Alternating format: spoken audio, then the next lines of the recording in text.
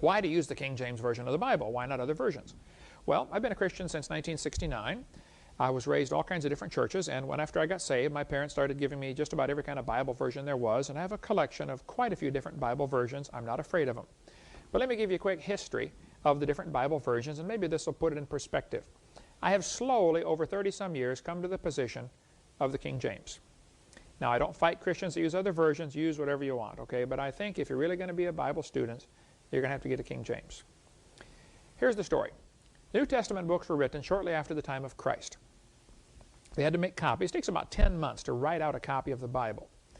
So they had to write out the whole copy of the Bible by hand. They had no Gazettener, no printing press, no, Gutenberg hadn't been born yet. So it took a long time to make a copy of the Bible. They make their copies, they had either both books and scrolls, both were in use all through Scripture. And they make a copy and then they check it very carefully. If they find a mistake, you're going to burn it. So they were very careful to get it right. They had a checking system that was really pretty goof-proof. They made all these copies and they spread out around the world because this was a time of great persecution. Christians are getting persecuted, so they spread out to different countries and they bring their copies of Bibles with them. So you got somebody in India who's copying the Bible and somebody in France who's copying the Bible, and pretty soon the copy wears out. Let's just pick a few numbers here. This is a book from the early 1900s. It's a very beautiful book and it's beginning to get worn out.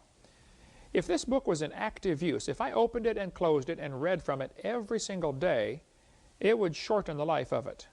If it just simply sits on the shelf, of course, it lasts longer.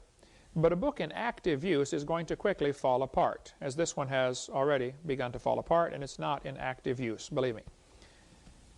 The scrolls that are in active use are not going to last more than maybe 200 years. Let's be generous here.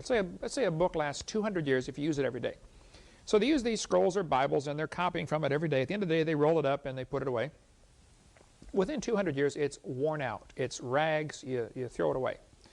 But it doesn't matter because by then you have 50 copies you've made off of this thing, or maybe 100 copies. They've made copy after copy after copy of these scrolls or books. So you have exact copies of the original.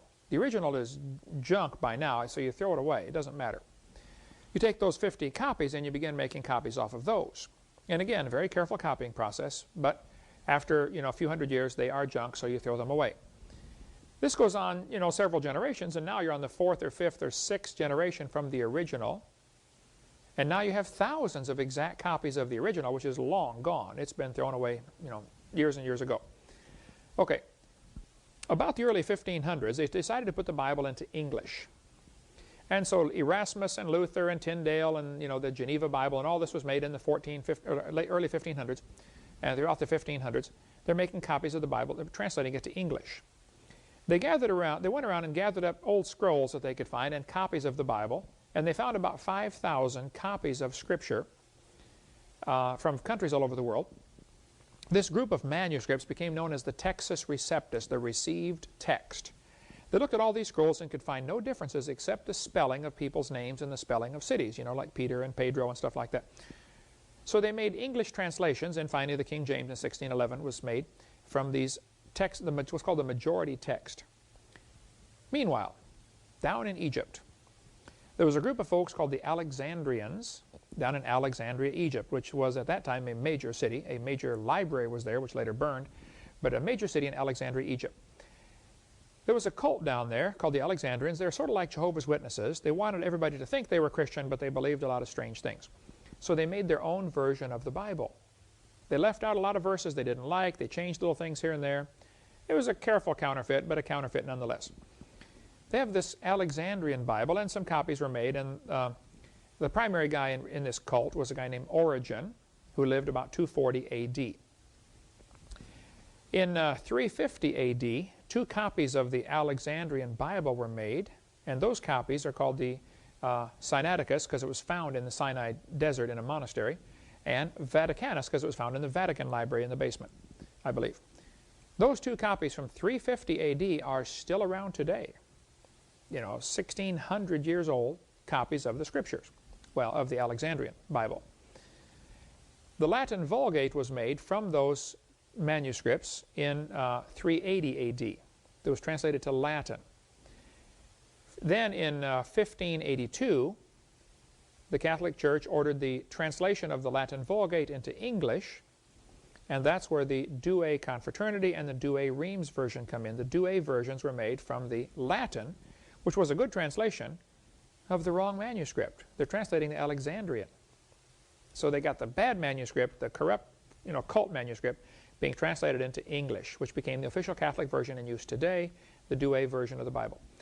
Two guys named Westcott and Hort came along in 1875, and they took these Alexandrian manuscripts, of which I think about 15 or 17 of them were found, I don't know, and they said, these are old manuscripts, therefore they're better.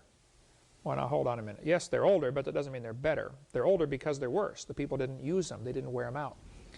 But they made a modern Greek version of the Bible from this ancient one. They put it on new paper, new ink, and made a new Greek edition in 1875. This was then translated into English, at least the New Testament in Greek.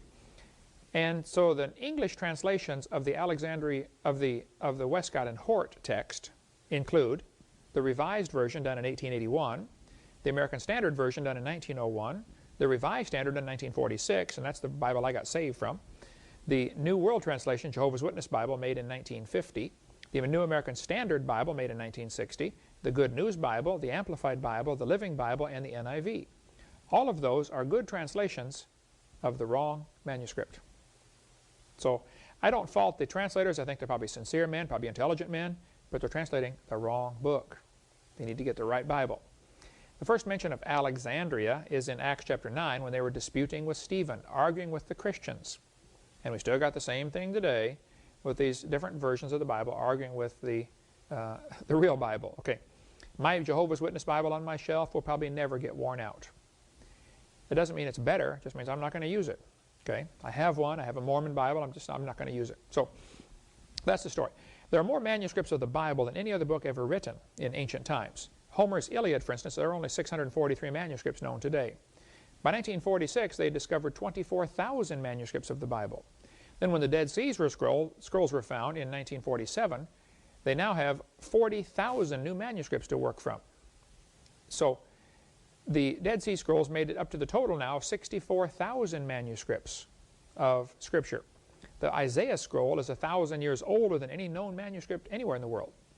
And it matches exactly the Textus Receptus, the King James. I recommend you get the book New Age Bible Versions. You can order it from my ministry, or go to avpublications.com if this topic interests you, about studying different Bible versions. And we could spend hours about that one, but that's enough.